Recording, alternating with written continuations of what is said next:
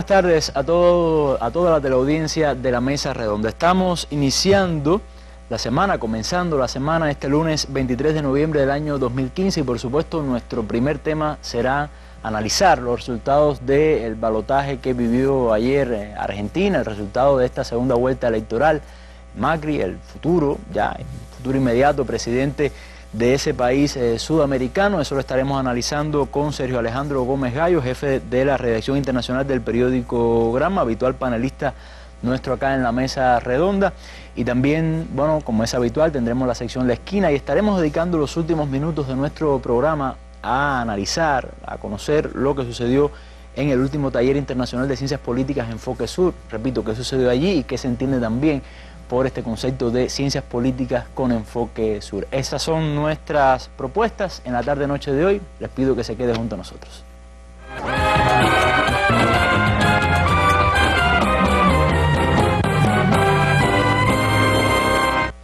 Pero antes de comenzar, vamos a nuestra habitual sección La Noticia del Día, que tiene que ver con nuestro país. El presidente de los Consejos de Estado y de Ministros, Raúl Castro Ruz, general de Ejército Raúl Castro Ruz, recibió hoy al emir de Qatar, el Sheikh Tamim bin Hamad Al Thani, quien realiza una visita oficial a la isla para afianzar los lazos bilaterales. Luego de la ceremonia de bienvenida, ambos mandatarios sostuvieron conversaciones en el Palacio de la Revolución, sede del Ejecutivo, y asistieron a la firma de acuerdos que facilitarán la cooperación entre ambos países. Los documentos rubricados se refieren a la supresión recíproca del requisito de visado para el personal diplomático, especialistas y de servicios entre los dos gobiernos, en beneficio de la colaboración en diversos ámbitos. También ratifican la voluntad de las autoridades de Qatar de propiciar la ejecución de inversiones durante los próximos 5 años en aras de fortalecer estos nexos. Los ministros de Relaciones Exteriores,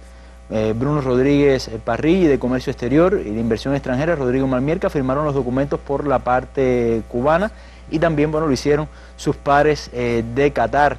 La visita del emir de Qatar se inscribe en el desarrollo de las relaciones bilaterales iniciadas en 1989. Ambos gobiernos mantienen vínculos de colaboración en varios sectores, entre los cuales destaca la presencia del personal médico de la isla en el país árabe y el respaldo de esa nación al reclamo de Cuba por el cese del bloqueo de Estados Unidos. Repito, esa ha sido nuestra noticia del día, la visita oficial que realiza el emir de Qatar a nuestro país. Conocida ya nuestra noticia del día, vamos al primer tema de nuestra mesa redonda.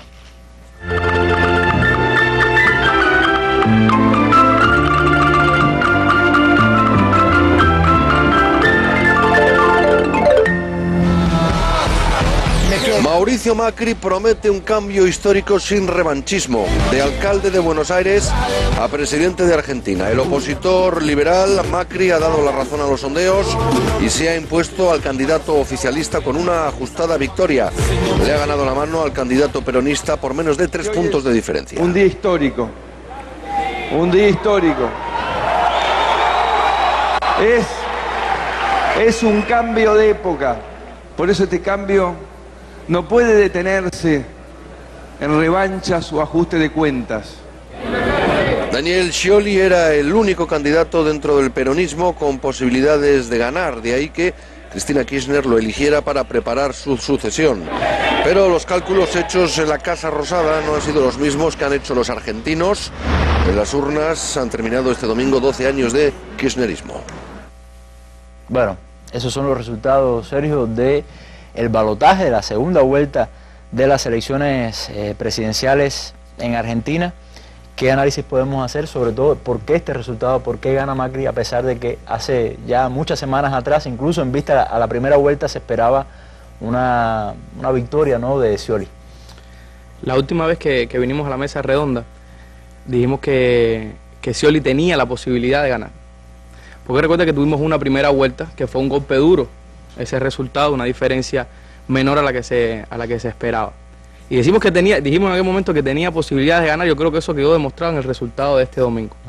Porque estas fueron unas elecciones en las que votaron los argentinos, pero los medios de comunicación, con el poder que tienen, ya habían dado su voto hacía demasiado tiempo. Es decir, durante mucho tiempo los medios de comunicación dijeron que esta iba a ser una derrota aplastante. Los medios de comunicación de Argentina. específicamente, que esta iba a ser una derrota aplastante del oficialismo, que Macri le iba a sacar una ventaja tremenda a Scioli después de que los votos masivamente de Sergio Massa, que fue el que quedó en el tercer lugar, pasaran a Macri, pasaran a la derecha. Y esto no fue lo que pasó el domingo. Las elecciones las ganó Macri por 700.000 votos. Es decir, poco más de 2 puntos porcentuales de ventaja. Al principio tampoco se esperaba que fuera vamos a decir, unos resultados tan ajustados, ¿no? O sea, cuando comenzaron a contabilizarse los votos de las mesas electorales, o sea, es decir, el margen parecía mucho mayor. Lo que es la forma, ese resultado al principio y el que se ve al final es por la forma en que se contabilizan las boletas, que a veces no tuvieron en cuenta al principio los resultados de Buenos Aires, que es donde se concentran los electores, lo mismo que pasó en la primera vuelta, y lo explicamos. Pero lo que hay que entender es qué pasó en esta campaña electoral, que ha estado marcada, por supuesto, por la polarización y por una campaña tremenda desde la derecha y una arremetida contra lo que es el legado, y ahora el legado de 12 años de los Kirchner en el poder. Y por un lado Macri fue muy efectivo en mostrarse como el cambio, como la alternativa, sin dar un discurso, sin decir nada, es decir, este es el triunfo de la mercadotecnia, es el triunfo del discurso vacío, es el triunfo de los bailecitos en los programas de campaña, de los globos y las serpentinas. Es el triunfo de crear balones de aire que no se sabe exactamente qué es lo que van a pasar, pero que se venden en un discurso de cambiemos todos juntos a Argentina, de que este cambio lo tenemos que hacer todos, de la revolución hay que cambiar ni cómo. De la revolución de la alegría. Y por otra parte, quizás la campaña de Scioli, que pasó por muchos altibajos, que quizás lo que pasa es que las referencias que estamos manejando también vienen de las encuestas, y si hay un gran perdedor de estas elecciones son las encuestas no se pudo confiar en ningún momento, ni para la primera vuelta, ni para la segunda, ni en ningún momento, porque todo respondió a una estrategia muy bien pensada, muy bien articulada de los medios de comunicación en Argentina, que tienen tremendo poder. Entonces llegamos a un escenario en el que Scioli, después de pasar por diferentes momentos de su campaña, empezó, digamos, muy tarde la arremetida o la confrontación contra un Macri que fue sobre todo en la segunda vuelta tratando de desmontar su discurso o su falso discurso. El día 15 ellos se enfrentaron en el debate y Macri realmente muy efectivo, él salió a ser el vencedor de ese debate. Y Scioli realmente se vio a la defensiva. Muchos se preguntaban desde aquel momento, bueno, ¿y por qué está a la defensiva de esta situación? Quizás los medios convencieron tanto a los argentinos de que Scioli iba a perder, que el propio Frente para la Victoria terminó convencido de que no podía ganar estas elecciones, lo cual en los resultados finales demuestra que estuvo muy cerca de lograrlo. Fue 700.000 votos y poco más de 2 puntos de ventaja. Quizás con un poco más de tiempo para la campaña, quizás lo hubiera logrado, pero de todas maneras fue una campaña que, como tú decías, Sergio, tuvo errores también, ¿no? Quizás ahora no, por supuesto, no le sirve a los argentinos ni nos sirve a nosotros claro. Para el análisis. Pero claro que hubo muchas cosas que se podrían haber hecho de manera distinta, ¿no? Pero le toca a los analistas propios de ellos verlo, pero nosotros recordar lo que han sido los últimos años en Argentina, es decir, una campaña durísima, tema fondos buitre, tema el fiscal que murió en situaciones y que en cualquier país del mundo, en cualquier país con una legalidad, donde se aplicara la legalidad en última instancia, habría que haber demandado a los medios de comunicación que decían descaradamente que la propia presidenta Cristina había ordenado la muerte de ese fiscal, sin probar evidencia, sin que eso estuviera demostrado. Y toda la campaña y toda la guerra económica también desde Estados Unidos hacia el interior. Hubo confianza, quizás hubo confianza en el sentido de que en las elecciones pasadas Cristina ganó en primera vuelta con el 54% de los votos. Es decir, ese carisma personal fue suficiente para anular por completo la campaña que había en su contra. En el caso de Scioli no pasó lo mismo. Es decir, el carisma personal, las características de él como dirigente en un momento en el que ya no podía un Kirchner o que no podía Cristina por cuestiones legales volver a presentar, no alcanzaron contra la maquinaria engrasada y bien estructurada y vacía y hueca de la derecha. No, y también las propias divisiones dentro de la izquierda, dentro del propio peronismo, eso le ha hecho mucho daño también siempre a la izquierda argentina, pero se ha visto también en porque incluso había un sector que lo decía en sus comentarios, que consideraba que Scioli estaba demasiado a la derecha de los propios Kirchner, pero eso, a los efectos de nuestro análisis, pierde valor en el sentido de que los 8 millones que salieron en las PASO, volvieron a salir en la primera vuelta y votaron 9 millones. Y en esta segunda vuelta votaron 12 millones. Así que si nosotros vemos la progresión de esos resultados, el núcleo duro del kirchnerismo, si se puede llamar kirchnerismo, de las personas que acompañan el proceso de transformaciones que inició hace 12 años en ese país, sí salieron a votar. El candidato Scioli le faltó captar al resto del electorado, al electorado de esos 5 millones que estuvieron con Massa, y las elecciones, para decirlo en plata, las elecciones se las debe Macri a Sergio Massa. En casi todas las provincias del país los resultados fueron parejos. Las elecciones se definen en Córdoba, donde es muy fuerte Sergio Massa por sus alianzas, y se definen también, en la capital, que eso sí es una victoria propia de Macri. En el Gran Buenos Aires, donde se concentran la mayor parte de los electores, Scioli ganó, pero ganó por un margen que no le era suficiente para revertir las tendencias tan grandes de 70 contra 30% en la capital y casi 70 contra 30% en Córdoba. Solo en esos dos lugares le sacó casi 2 millones de votos, y el resultado fueron 700.000 de diferencia. Ahí está la clave de por qué perdió a efectos numéricos. Y en cuanto a efectos numéricos, por ejemplo, ¿hubo diferencia en estas elecciones, es decir, en el balotaje con las primeras elecciones? Es decir, ¿cómo votaron un poco las regiones? Nosotros teníamos la gran duda de cómo iba a comportarse el electorado de lo que se llama el peronismo disidente. Es decir, una corriente política que es muy cercana a la historia del justicialismo y del peronismo, al que pertenecen los Kirchner y al que pertenece el propio Scioli, pero que se ha distanciado del ejercicio del gobierno durante los últimos 2 años y que representaba más, 5 millones de electores. Scioli, con solo 2 de cada 5 de esos electores, hubiera ganado las elecciones. No lo logró, o sea, no logró captar ese electorado, y a pesar de que oficialmente Sergio Massa y el Frente Renovador no hicieron una alianza con Macri, es evidente por los resultados que vimos al final que hubo un trasvase de votos gestionado por la Unión Cívica Radical, que forma parte de la alianza también del Frente Renovador y que le dio esos votos, tanto en Córdoba como en el resto del país, se lo dio directamente a Macri. Bueno, vamos a ver un perfil precisamente del futuro ya presidente de Argentina, Macri, y vamos entonces a regresar y seguir nuestra conversación con Sergio Alejandro, pero ya más enfocado al futuro, a los diferentes retos que tiene tanto el gobierno como ahora la próxima oposición, y también para América Latina. Nació en la ciudad de Tandil, en la provincia de Buenos Aires, y tras una exitosa carrera en la actividad privada se animó a saltar a la gestión pública con un saldo positivo. Su padre, de origen italiano, fue dueño de uno de los grupos de empresas más famosos de los años 90. Su infancia transcurrió en el seno de una familia acomodada y sus estudios en instituciones de élite. Cursó en las universidades de Columbia y Pensilvania, y luego en la Católica de Argentina se graduó de ingeniero. Con el diploma bajo el brazo empezó una exitosa carrera empresarial. Yo trabajo dentro de la organización que preside mi padre. Tomo parte en el holding del comité directivo, que se reúne semanalmente para tratar la política general del grupo. Mauricio Macri soñaba con ser el presidente del club de fútbol Boca Juniors y lo logró en 1995, consiguiendo títulos internacionales y reconocimiento a nivel mundial. Esa experiencia fue el trampolín para lanzarse a la política. En el 2003 formó su propio partido y luego en el 2005 fue elegido diputado de la Nación por propuesta republicana. 2 años después se impuso en las elecciones a jefe de gobierno de la ciudad de Buenos Aires. Una tarea clave fue lograr el apoyo de partidos opositores como la Unión Cívica Radical. Con esta y otras fuerzas de perfil republicano formó la Alianza Cambiemos. Logró un segundo mandato al frente del gobierno capitalino en el 2011 y a un año de finalizarlo empezó la carrera hacia su más importante desafío, ser presidente de la Nación. Y yo siento que he crecido, que he aprendido mucho en estos años de política. Y este aprendizaje tiene que ver con haberme relacionado con muchos dirigentes políticos, sociales, intercambiar, dialogar. Para llegar a la Casa Rosada promete generar confianza para que los empresarios inviertan y se aumente la producción, además de reducir la inflación, desarrollar las economías regionales y terminar con la pobreza en el país. En política internacional, Macri sitúa a Brasil y al Mercosur en un sitio destacado. Con China, uno de los mayores compradores de materias primas del país, quiere analizar los acuerdos bilaterales. Un camino similar seguiría con Rusia, mientras que con la Unión Europea y Estados Unidos buscará un acercamiento. Las propuestas de Macri le permitieron quedar en segundo lugar en la primera vuelta de las presidenciales con más del 34% de los votos.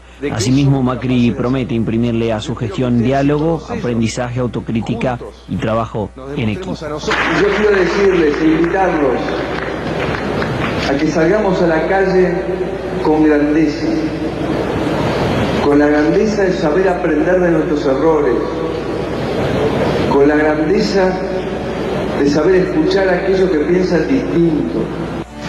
Con estas premisas, Mauricio Macri intenta conseguir lo que sería su más importante desafío: conducir el destino de los argentinos. Bueno, ¿qué piensa Sergio Alejandro? Veamos las propuestas de Mauricio Macri. ¿Podrá lograrlo en esta coyuntura? Bueno, vimos el discurso de Mauricio Macri. Las propuestas de Mauricio Macri las sabe él y las comenzará a aplicar. No, digo la propuesta del 10 de diciembre, porque nunca las ha dicho. Lo que quizás sepa él sea cómo hacerlas, cómo ponerlas en... Mira, lo que viene para en lo que él mismo se ha metido no es tarea sencilla, a pesar de la victoria indiscutible de la derecha, el regreso de la derecha. Va a ser el primer presidente, o sea, la primera persona que asume la presidencia con una causa sólida en la justicia por un escándalo de escuchas ilegales dentro de la gobernación de la ciudad de Buenos Aires, y va con eso. Pero además, si hubiéramos hecho el análisis distinto y si hubiéramos venido aquí a hablar de cómo Scioli ganó las elecciones, hubiera sido por ese mismo margen, si el Frente Renovador hubiera sido el victorioso, hubiéramos tenido que decir la fuerza tremenda que iba a representar la derecha para el próximo gobierno, y tenemos que decir eso. Lo que va a ser el Frente, el Frente para la Victoria, y en lo que se va a convertir el oficialismo que hoy pasa a ser oposición, va a tener que negociar con esas personas, porque están muy fuertes en el Senado. Además manejan varias gobernaciones, y la izquierda realmente, el propio Scioli dijo: voy a estar donde sea necesario para continuar con este proyecto, y esas son las mismas reacciones que hemos leído o visto de diferentes dirigentes que han formado parte de este proceso, y que le están reclamando a Scioli que no se le ocurra tocar lo que son los logros indiscutibles de estos 12 años y que han transformado a Argentina. Tiene además un país que está muchísimamente más articulado que antes, la juventud en diferentes proyectos sociales que difícilmente lo dejen quitarse lo que han logrado, lo que han ganado y para lo cual habrán trabajado. La historia realmente no siente un buen precedente. No es exactamente igual. Económico también tiene desafío. Exacto, mucho desafío, pero la alianza que llevó a Fernando de la Rúa en 1999 a la presidencia y que terminó sacándolo, saliendo él en un helicóptero del país, fue algo muy parecido a lo que ha pasado ahora. O sea, una alianza de la Unión Cívica Radical con un partido surgido de la nada, llegan a la presidencia con un discurso vacío, se encuentran en una situación económica difícil que era heredada del gobierno anterior, y dice: yo no puedo hacer nada. Medidas neoliberales. Las medidas de choque, y dejo el país incendiado, que fue el país incendiado que en el 2003 tuvo que recoger Néstor Kirchner para levantarlo. Bueno, dicen que la historia se repite. Bueno, y déjame lo que te iba a decir respecto, él no ha dicho nada, pero ¿qué está diciendo ya? Bueno, voy a tomar las decisiones cuando sepa cuáles son los números reales, cuando sepa cuál es la situación real. No podemos descartar que Macri, que ya tiene un paquetazo listo o tiene una serie de medidas económicas de corte, digamos, neoliberal, en el sentido de que, hablando de liberalizar el tipo de cambio, de tomar una serie de reajustes macroeconómicos que el país necesita, pero que se los va a cargar a la espalda a los trabajadores, o eso es lo que todo el mundo piensa, si se lo dejan hacer, porque tendrá resistencia, empiece a decir, cuando llegue a la presidencia: no, pero esto fue lo que yo encontré, esto fue lo que me dejaron. Empiece a sacar, digamos, a la luz las cifras de la economía argentina, las empieza a manipular, a pesar de que pasa por un buen momento en estos momentos, con bajos niveles de desempleo, con bajos niveles de endeudamiento, y su línea de mensaje sea: bueno, yo tengo que hacer lo que estaba obligado a hacer, esto es lo que me dejaron, y empiece a justificar de esa manera las próximas medidas económicas. Ya anunció un gabinete económico, no un ministro en específico, sino varias figuras a los cuales va a nuclear las decisiones económicas que tome el país, y realmente veremos qué pasa a partir del 11 de diciembre, porque hasta ahora no nos ha dicho exactamente qué es lo que va a hacer. Ahora bien, eso es el escenario que se le presenta a Macri ahora en los próximos años. Ahora, vamos al Frente para la Victoria. ¿Qué desafíos tiene ahora como oposición? Bueno, mira, lo que pueden hacer realmente es, uno, luchar por lo que veo desde aquí, es luchar por las conquistas de cierta manera, que no... Preservarlas. Exacto, por preservar, por hacer una fuerza que conduzca a ese cambio y que ese cambio no impacte tanto en los trabajadores. Y lo otro es organizar las fuerzas, estas fuerzas que hoy, digamos, están desperdigadas ante como pasaría en cualquier derrota, y prepararse de cara a las próximas elecciones, un proyecto mucho más consolidado, con nuevos dirigentes. Si algo tiene o si algo formó estos 12 años de los Kirchner en el poder, es una juventud muy politizada. Esta organización de la Cámpora, dirigida por Máximo Kirchner, el hijo de la presidenta, es una de las de mayor liderazgo en ese país. Es decir, hay un potencial para crecer desde esas raíces y articular un proceso nuevo que recupere lo que realmente se ha perdido dentro de Argentina y que quizás lo pueda hacer aún más radical la próxima vez que llegue al poder. No descartamos, y estoy casi seguro que a lo mejor volvemos a venir aquí y lo analizamos, cuando empiecen las medidas dentro de Argentina, lo que suceda, las tensiones sociales que se van a generar en ese país, producto de una resistencia y una organización que está surgiendo. Ahora, esto ha sido han sido unas elecciones que han tenido, vamos a decir, un interés muy grande a nivel regional, a nivel de América Latina. Muchos presidentes, muchas figuras políticas, incluso de la intelectualidad se han referido, han hecho, vamos a decir, han jugado un papel político, ¿no?, de activismo político.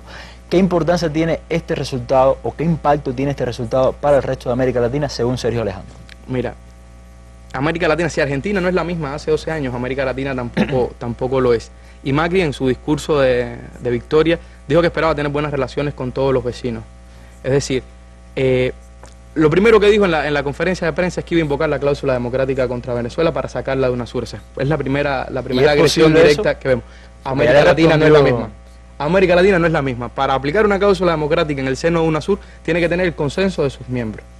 Vamos a ver una especie de rejuego, lo que quisiéramos que no pasara, realmente, es que Argentina se convirtiera en la punta de lanza de la agresión externa hacia el proceso de integración latinoamericana. Ahora, eso, como mismo en Argentina no le va a ser tan fácil un paquetazo neoliberal de esa manera con la organización, América Latina es una región distinta. Lo que pasó en estas elecciones, porque es una tendencia también, o sea, ahora se quiere equiparar a todo el proceso de cambio de América Latina, sin entender que cada país tiene su propio proceso y cada país tiene sus propias características. Pero sí hay fenómenos de lo que sucedió en Argentina que cada país tiene que analizar. Uno de ellos es si el consumo, si el hecho de llevar a la gente, si responder a esa deuda social mediante el consumo, es decir, aumentando el nivel de consumo de las personas, llevándolos a la clase media, sin un proceso de ideología, de compromiso de esas personas, está respondiendo hacia el camino de los cambios que quiere América Latina. ¿O no será que eso de dar dinero, llevar a las personas al consumo, lo que está haciendo es ser el propio enterrador de los procesos sociales? Y eso parte de una esencia, cuando este camino de cambios que se ha abierto en América Latina nació desde dentro del sistema, con transformaciones del sistema, pero corre el riesgo de reciclarse en ese mismo sistema, si no se dan los pasos que transformen la sociedad y cambien de fondo los problemas que se están dando. Y creo que todo el mundo debe estar examinando bien qué fue exactamente lo que sucedió en Argentina, porque hay un contexto regional también que puede cambiar el balance de fuerzas, pero América Latina, las transformaciones que ha hecho, la existencia de UNASUR, la existencia de CELAC y un proyecto de integración postergado por 200 años, no creo que cambien de la noche a la mañana por un solo país, pero es un llamado de alerta para la región y el cual tendrá que ser mucho más exitoso a la hora de conducir esos espacios para que no se pierda lo que se ha logrado hasta ahora. Bueno, nosotros estaremos analizando por lo menos esa proyección a corto y a mediano plazo aquí en la mesa. Veremos qué pasa con Argentina y veremos también qué pasa con la región después de este triunfo que coincido contigo, no solamente que América Latina es diferente, sino que América Latina también ha creado determinados mecanismos diferentes y Macri va a tener que jugar dentro de esos límites, como lo han hecho otros gobiernos de derecha también en la región. Muchas gracias, Sergio, por haber estado con nosotros. Te esperamos en una próxima mesa redonda. Estamos obligados a un esfuerzo cada vez mayor para ser más eficientes, para lograr más éxitos, para resolver nuestros problemas fundamentales, para consolidar lo que hemos alcanzado, para seguir siendo ejemplo para el mundo. No solo ejemplo de lo que somos, sino ejemplo de lo que no estamos dispuestos a hacer. Ejemplo no solo de los que marchan hacia adelante, sino ejemplo de los que jamás retrocederán. 23 de noviembre de 1996. Discurso pronunciado en la clausura de la Asamblea Provincial del Partido de Ciudad de La Habana, efectuada en el Palacio de Convenciones.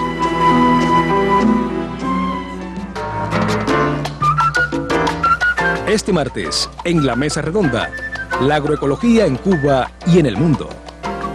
¿Qué es la agroecología? ¿Qué importancia tiene? ¿Cómo se practica en Cuba y en el mundo? Sobre esos temas conversará a la Mesa Redonda el martes con participantes en el evento internacional sobre agroecología que tiene lugar en La Habana. Cuba Visión Internacional y Radio Habana Cuba transmitirán este programa a las 7 pasado meridiano y el canal educativo lo retransmitirá al final de su emisión del día. El más amplio análisis de los acontecimientos que marcan al mundo. con reconocidos periodistas y especialistas de temas globales y regionales. Los temas internacionales en la mesa redonda. Nuestras armas son las ideas. Bueno, y vamos ya, sin más preámbulo, a nuestro segundo momento de la mesa redonda, la sección La Esquina con el periodista Reinaldo Taladriz.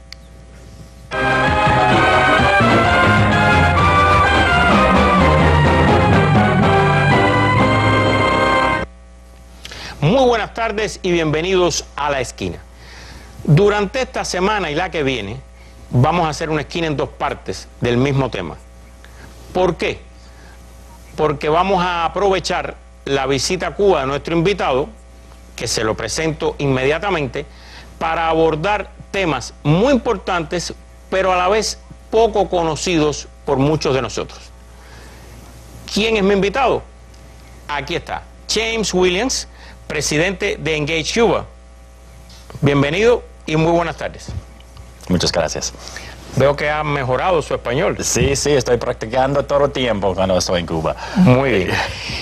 Usted preside la organización Engage Cuba. ¿Qué es Engage Cuba? Engage Cuba es la organización más grande en cuanto a la promoción del levantamiento del embargo, formada por tanto instituciones privadas como de organizaciones sin ánimos de lucro, al igual que otras de otro tipo que están trabajando para levantar el bloqueo. Para hacer una precisión, ¿ustedes abogan por la eliminación total del embargo o bloqueo, como llamamos nosotros? Exactly. Total. Total. Ahora bien, ¿ustedes son lo que se conoce como un lobby o no? ¿Cómo funciona esto?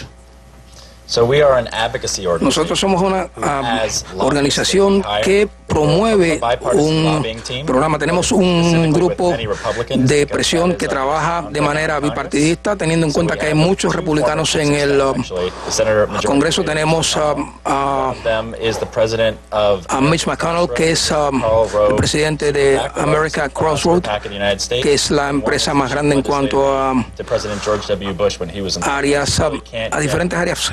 Y nos hemos vuelto cada día más bipartidistas en este trabajo. Si yo lo entendí bien, es gente que trabajó con George W. Bush y con el líder republicano en el Senado, trabaja ahora con ustedes por el fin del bloqueo. Exactamente, todos los días. Ese es su trabajo, ese es lo que hacen todos los días, es lo que se les paga para hacerlo, y estamos contentos con su trabajo hasta ahora. O sea, ustedes contratan este lobby. Exactly. ¿Y qué hacen ellos entonces? Como la mayoría de las empresas en los Estados Unidos, como Coca-Cola, Exxon, ellos son personas que trabajan en grupos de presión todos los días. Se reúnen con senadores en el Capitolio, con miembros de la Cámara de Comercio, con su personal. Quiero hablarles sobre Cuba, sobre las relaciones de Cuba con los Estados Unidos, sobre el hecho de que esta política no ha trabajado, no ha funcionado durante los últimos 54 años. Queremos apoyar legislaciones que permitan eliminar las restricciones de viajes o el bloqueo. Y quienes sean los miembros de la Cámara de Comercio, siempre estamos trabajando para lograr llevar nuestra agenda en esta dirección. Eso es lo que se llama educar a un político. Educate and persuade. Educar y persuadir. ¿Hay diferencia entre educar y persuadir? Legalmente, quizás, pero en nuestro caso creemos que los casos se sostienen por sí solos. Creo que mientras más personas vengan a Cuba y conozcan más sobre esta, apoyarán más personas al levantamiento del bloqueo. Sabemos que la inercia es fundamental. Todos lo único que tendrían que hacer quienes están en la línea dura es tratar de detenernos. Por lo tanto, lo que hacemos es educar, pero la educación no es suficiente. Por lo tanto, tenemos que seguir presionando, tenemos que seguir persuadiendo, tenemos que hacer ambas cosas, y no creo que sea exactamente lo mismo. Antes de entrar en los temas específicos que con relación a Cuba se están discutiendo y haciendo, yo quiero aprovechar esta oportunidad única de que los cubanos conozcan un poco más cómo funciona esto. Estos lobbies pueden un día defender una causa y el año que viene otra opuesta.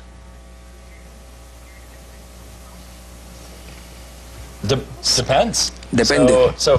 Por ejemplo, la firma que utilizamos, que es un grupo de presión republicano que nos representa a nosotros, representa a Apple, a Coca-Cola, a la Asociación Nacional de Fútbol Americano, pueden estar hablando sobre este tema hoy y mañana pueden estar hablando sobre Cuba.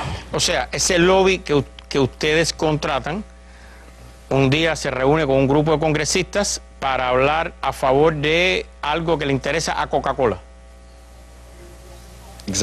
Y al día siguiente se reúne a lo mejor con ese mismo grupo de congresistas para hablar de la necesidad de cambiar la política hacia Cuba.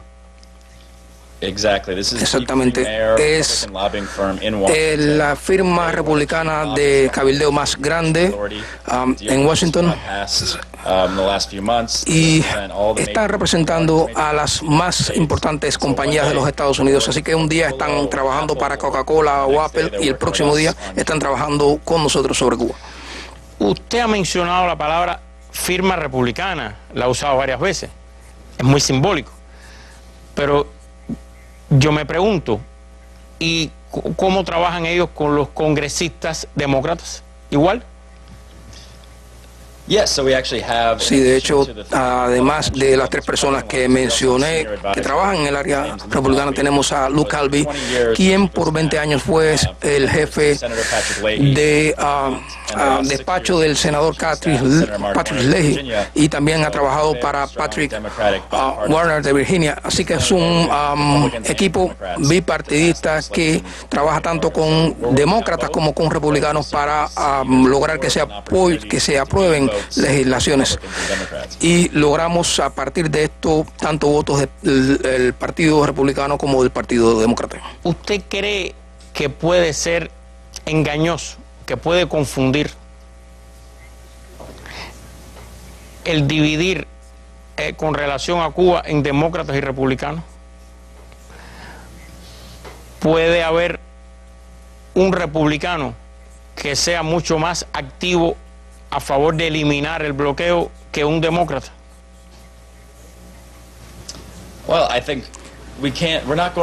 No vamos a ganar. O sea, solamente ganaríamos si tuviésemos a ambos. Los demócratas ciertamente apoyan más de manera general, son unos cuantos que apoyan más, por supuesto, y hay un grupo de republicanos que también apoyan, pero necesitamos más. Por lo tanto, para nosotros tenemos una estrategia en el cabildeo. Por suerte ustedes no tienen esto acá en Cuba. Usted tiene un grupo de congresistas y su influencia, ya sea por sus distritos locales o por voces que escuchan, hablamos de la forma en que quieren que se les hable. Digamos, por ejemplo, hablamos de una destilería de whisky que quiere vender a Cuba, pero el embargo existe, y entonces hablamos sobre el tema. Después vamos a Texas y decimos, bueno, granjero quiere vender a Cuba, ya sea ganado, etcétera, pero el bloqueo existe, por lo tanto hay que hacer algo. Después puede pasar lo mismo con una agencia de viajes, con operadores de crucero. Por lo tanto, tratamos de localizar cada uno de los intereses de las diferentes áreas y cada uno de los diferentes miembros del Congreso. Vamos a hacer un poquitico de historia. ¿Usted qué hacía antes de dirigir Engage Cuba y cómo surgió Engage Cuba? Sure. So I was running a campaign for the last 2 years that spent almost $5 million. Estuve trabajando durante 2 años, estos últimos 2 años, para levantar el bloqueo, para lograr que el presidente Obama llegara al 17 de diciembre. Tuvimos diferentes campañas de comunicación en el metro con diferentes empresas de las comunicaciones en lengua española. Hemos estado trabajando de manera continua y tratando de establecer resultados, concentrándonos en que el presidente Obama pudiese avanzar, y gracias por suerte pudo lograrse este anuncio tanto del presidente de Obama como el presidente de Raúl Castro.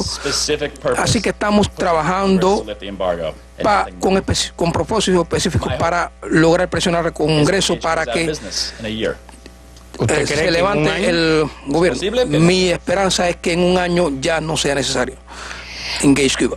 Ahora, antes de entrar en el tema cubano, ¿usted tuvo previas experiencias de este tipo de trabajo?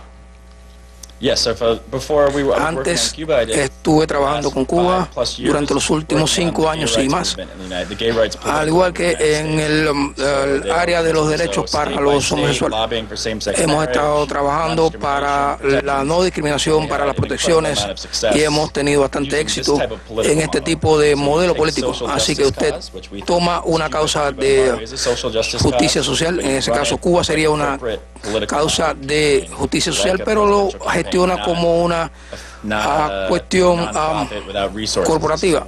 Es una operación con recursos y bastante compleja. Pero los métodos son los mismos. Exactly. Los métodos. Bueno, aquí hay un problema con los métodos, que es el tiempo. Yo acostumbro a decir que el dios Cronos, now punish us, en inglés, nos castiga, y se nos acabó esta primera semana. Yo quiero invitarlo a que usted siga con nosotros para la próxima semana, y, amigos televidentes, fíjense lo que nos queda pendiente. Si el 70% casi de los estadounidenses en las encuestas dice que está a favor de eliminar el bloqueo, ¿por qué la Casa del Pueblo, no el 70% de los congresistas están a favor de lo que piensan sus constituyentes? Para la semana que viene. Para la semana que viene. Para la semana que viene. Le quiero preguntar también, estoy dando un avance a los amigos, estoy hablando un poco despacio por la traducción para ayudar a nuestros queridos traductores. También, ¿qué es lo próximo que va a pasar en el Congreso? ¿Qué proyectos de leyes hay? ¿Cuántos hay? ¿Qué se va a someter a votación? ¿Qué posibilidades hay? ¿Y cómo usted cree que se puede, según usted, un año? Muy arriesgado de su parte, pero bueno, ese espíritu es bueno, bienvenido ese espíritu. ¿Cómo en un año, según usted, se puede eliminar el bloqueo? Todo eso la semana que viene. ¿Está de acuerdo? Bueno, muchísimas gracias por esta primera semana. Y ustedes, amigos televidentes, ahora solo me resta despedirnos e invitarlos a que el próximo lunes estén aquí con nosotros para la segunda y última parte de esta, en mi opinión, muy interesante e ilustradora entrevista. Termino y regreso a la mesa.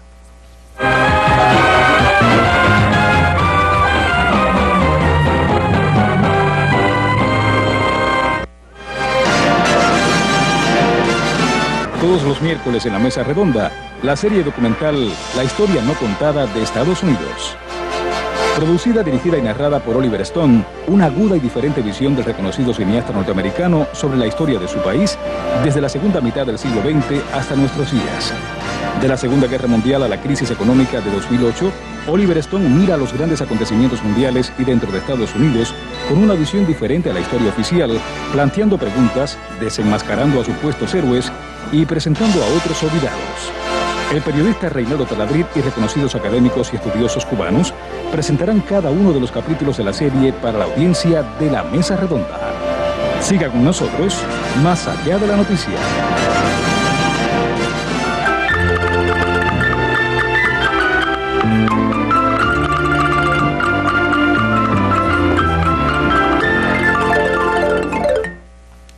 Bueno, muchas gracias a Taladrid y también a su entrevistado, el representante de Engage Cuba. Sabemos ya un lobby que está haciendo un importante trabajo para normalizar las relaciones, por lo menos las relaciones comerciales entre Cuba y Estados Unidos. Bueno, como decía al principio, hace prácticamente horas, unos días, concluyó acá en La Habana el 18º Taller Internacional de Ciencias Políticas Enfoque Sur, y también un coloquio de filosofía. A ese tema a esa actividad le vamos a dedicar los últimos minutos de nuestra mesa redonda. Para ello me acompañan acá dos prestigiosas damas, seguro que sí, la doctora Thalía Font Riverón, profesora de mérito de la Universidad de La Habana, presidenta de la Sociedad Cubana de Investigaciones Filosóficas y miembro también del Comité de Dirección de la Federación Internacional de Filosofía. Y también la doctora Magda Bauta Solés, profesora titular del Instituto Superior de Relaciones Internacionales y de la Universidad de La Habana, miembro de la Sociedad Cubana de Investigaciones Filosóficas. A ambas le doy las muy buenas noches acá a nuestro programa. Y nosotros, profesora Thalía, que bueno, hablamos tanto de política, que analizamos tantos temas internacionales, también yo creo que nos viene muy bien bueno, este tema, y quizás aprender nuestra teleaudiencia, que también le interesa mucho estos temas, el tema de la ciencia política, enfoque sur, ¿qué se puede comprender por ella como tal? Y la importancia que tiene, por supuesto, también, ¿no?, para nosotros. Buenas noches a los televidentes y en especial un saludo a nuestros doctorantes que los han combinado a que vea la mesa. Cuando hacia fines de los años 80, Fidel planteó que si la Unión Soviética desapareciera, nosotros teníamos que seguir el camino del socialismo. Entonces un grupo de colegas nos preguntamos, pero ¿cómo puede haber una implosión en la Unión Soviética? ¿Qué hemos hecho mal nosotros los marxistas?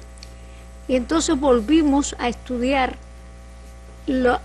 todo el proceso desde la fundación del primer Estado socialista del mundo y aún antes de eso el pensamiento de Marx. Entonces notamos lo siguiente: en la Unión Soviética nunca se impartió la ciencia política porque hubo una posición de Stalin que prohibió que se diera esa ciencia que consideraba burguesa, habiendo olvidado lo que había hecho Lenin, que históricamente podría decirse que con la aparición del socialismo el sistema anterior era un sistema que estaba fallido, que era un sistema que debía morir, pero que mientras tanto el capitalismo estaría muy bien vivo. Ante esa situación, nosotros volvimos a estudiar todo, pero ya con una mirada crítica a partir de esos sucesos. Y encontramos que había la falla de que la ciencia política, es decir, cómo conducir los procesos políticos, cómo aprovechar las coyunturas, no se había realizado en los países que habían tomado la orientación socialista. Y entonces eso nos llevó a lo siguiente: ¿cuáles son los elementos fundamentales que pasaron con la ciencia política? Realmente desde la fundación del primer Estado socialista nos pasó lo siguiente. Lenin planteó que las revoluciones irían hacia el este y las revoluciones fueron hacia el este. Estaba Ho Chi Minh, está Mao Zedong, pero también las revoluciones vinieron hacia el este, nosotros también estamos en el este. Lo único que estamos en el hemisferio occidental y solamente con la genialidad de Fidel del este asiático pasó al Caribe, cuestión impensada. Ahora, ¿cuál era el elemento fundamental que habíamos visto en ese recorrido?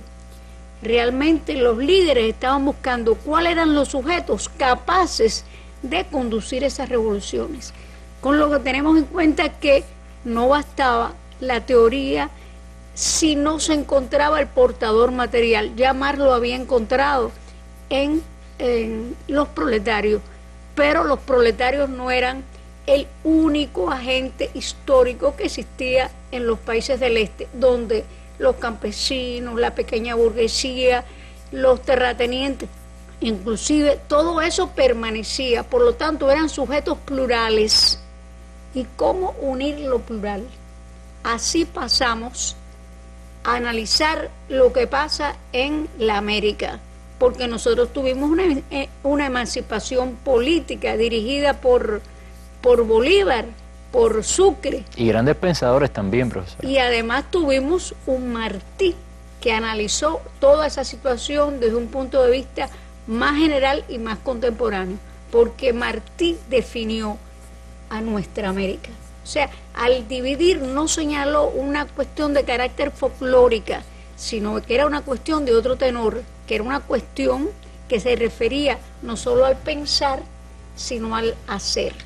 Ahí está la importancia de la ciencia política, que uno tiene que buscar soluciones prácticas, medios, mecanismos para conducir un proceso y no solamente dejarlo al trabajo de los dirigentes, sino ese saber cotidiano que está en las masas, que las masas saben que somos diferentes, pero tratar de que eso pueda transformarse en una unión, en un comportamiento. ¿Y la ciencia política de qué trata?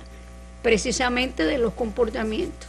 Si nosotros volvemos a la ciencia política occidental, que por supuesto es un punto de partida, y volvemos a los príncipes italianos, a Maquiavelo y eso, notamos que la ciencia política occidental ayudó a la organización política del capitalismo.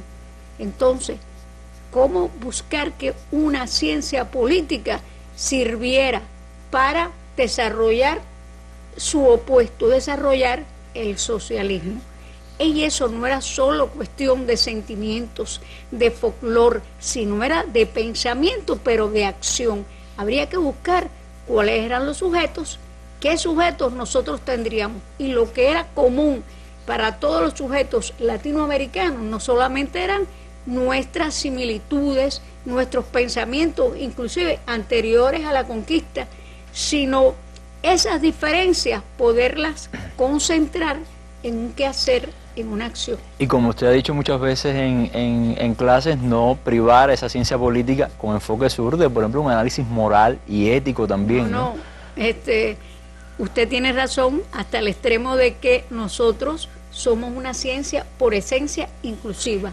No hemos rechazado ni la ética ni la historia, que no existen en el pensamiento de la ciencia política occidental, que quiere privar de otras disciplinas que para ellos lo que hacen es que debilitar la cientificidad de la ciencia política. Pues entonces nosotros teníamos cuál era lo común a todos los países del este, a todos los países de África, qué características nos unía y qué características de carácter político, no las similitudes que podríamos tener en otros aspectos de género, culturales, de religión. Lo más importante era precisamente que todos éramos excolonizados, que la revolución burguesa le dio al centro, le dio la racionalidad, le dio la efectividad, le dio la eficacia, y a nosotros nos dio el suministro de materias primas. Ahora, profesora, hay una cosa muy interesante, porque en este taller hubo presencia importante de muchos norteamericanos, es decir, estadounidenses. ¿Cómo se entiende esto que en busca de una ciencia política enfoque sur venga precisamente del país que más ha sentado las bases de esa ciencia política occidental, es decir, del primer mundo? Realmente el número de participantes para temáticas de ese tenor fue alto, y en el caso del grupo más numeroso fue de estadounidenses. Realmente. Inclusive encontramos prácticamente lo que se puede llamar un caucus por una nueva ciencia política, pero ellos no habían llegado a las posiciones que tenemos nosotros, pero de todas maneras buscaban en el sur la oposición a esa ciencia política dominante del norte occidental.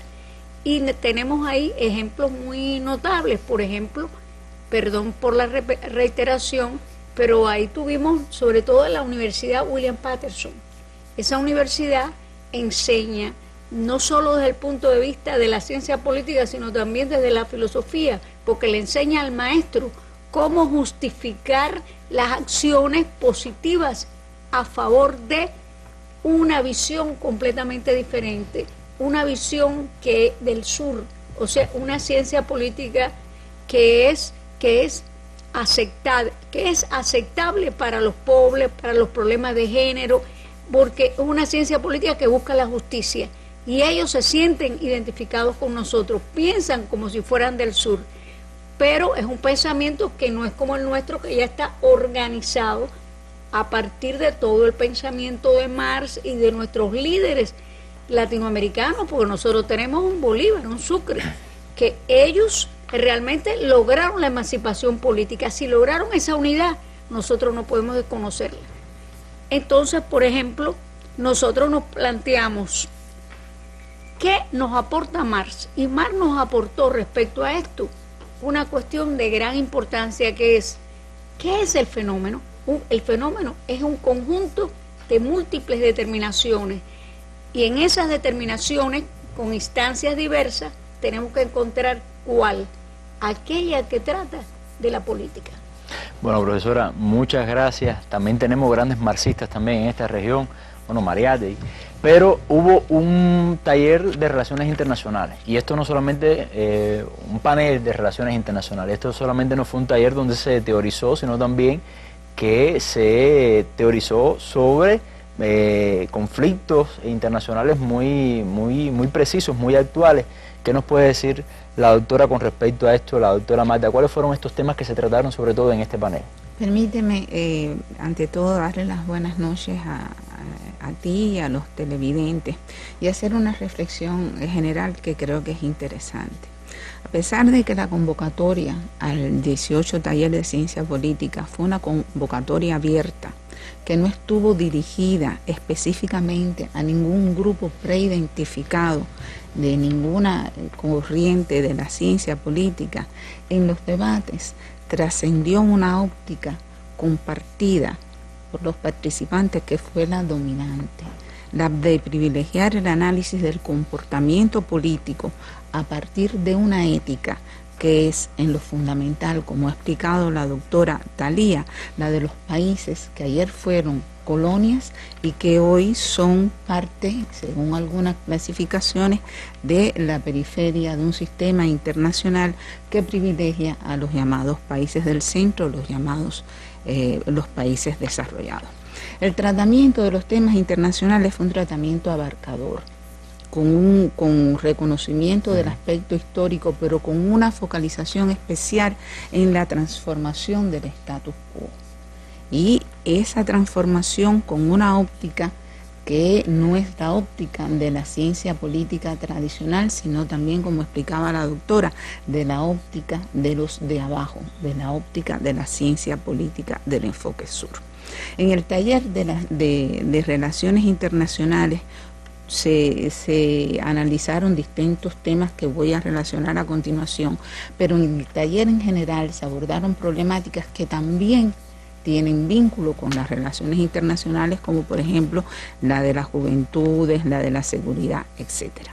En el taller de seguridad de relaciones internacionales propiamente dicho, intervinieron académicos de universidades de Nueva York, de universidades de Texas. Sí, hemos visto mucha presencia de académicos norteamericanos. Economics y de la Universidad de Australia y, por supuesto, de la Universidad de La Habana. En el taller se discutieron ponencias de distintas categorías. Hubo trabajos que abordaron las relaciones internacionales desde el punto de vista teórico, relativos a los límites del pensamiento realista en las relaciones internacionales, a partir de una experiencia, la de diplomacia cubana, en el ámbito de las Naciones Unidas, cuando Cuba aspiró a una plaza no permanente del Consejo de Seguridad en el 79 y en el 80, como ya dijo la doctora, era ineludible que se tratara el problema del restablecimiento de las relaciones entre Cuba y Estados Unidos. ¿Con qué enfoque fue? Las causas, las circunstancias, los detalles del proceso y sobre todo los desafíos que van a acompañar el proceso de normalización de estas relaciones, ¿no?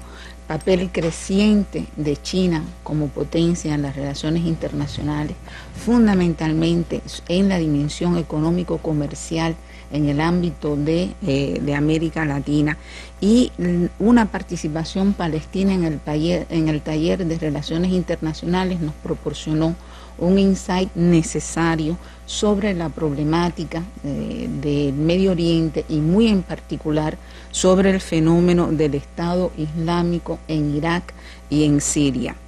Este fue un debate verdaderamente muy interesante, porque no solo abordó la problemática de las causas, las fuentes, las raíces de ese fenómeno que se conoce como el Estado Islámico, sino también con la preocupación del potencial que tendrían esquemas similares de reproducirse de manera contextualizada en otras regiones geográficas. Eso fue un debate importante, fue un debate verdaderamente que no solo tiene caudal para la experiencia del intercambio académico, sino también para la práctica de las relaciones internacionales. Hubo otras presentaciones, otras contribuciones muy interesantes desde el punto de vista de fenómenos pasados, y quisiera hacer notar la contribución sobre el trabajo que se hizo de la Universidad de Texas sobre lo que significó el affair de Sacco y Vanzetti en la proyección hegemónica de Estados Unidos en la época hacia América Latina. Son vínculos que muchas veces insospechados para los estudiosos, pero de gran valor en la interpretación de las relaciones internacionales. Igualmente fue interesante la presentación que tuvimos de la Universidad de Australia, en lo que el panelista presentó como la perspectiva desde las antípodas, que son países que están en el sur, sin embargo formalmente son países que se integran en foros de concertación del norte. Qué bien que bueno, los de abajo, como decía la profesora, también estamos luchando por tener nuestra propia ciencia política, y creo que una de las primeras cosas que hay que cambiar son esos conceptos. Los de abajo no, profesora, los de al lado, ¿no es verdad? Bueno, déjeme decirle que la profesora Talía Font coordina un doctorado precisamente sobre ciencias políticas, enfoque sur, que también se enmarca, profesora, en este esfuerzo por impulsar este tipo de ciencias. Un minuto, bien breve. ¿Qué me iba a decir? No, que yo quería decir que la ciencia política occidental prosperó mucho en la segunda mitad del siglo XX. ¿Y cómo prosperó? Porque dijo que mientras los otros científicos sociales miraban el pasado y hacían propuestas de ese tipo, analizando grupos, ellos hacían tendido de puentes. Pues nosotros o tenemos que hacer los nuestros o aprender a combatir los de ellos. Bueno, pues en eso estamos. Muchas gracias a ambas por haberme acompañado en esta última parte de la mesa redonda. Ahí ven nuestros sitios en Facebook, también nuestro correo electrónico y también nuestra cuenta en Twitter. Ahí pueden consultar también todo el contenido de lo que se ha tratado en la mesa redonda en la tarde de noche de hoy. Nos vamos con nuestras imágenes del día. Muchas personas de diferentes partes del mundo se han concentrado en la ciudad de Guantánamo para pedir también la eliminación de todas las bases militares norteamericanas en el mundo. Esas son nuestras imágenes del día. Nos vemos mañana en la mesa redonda. Muy buenas noches.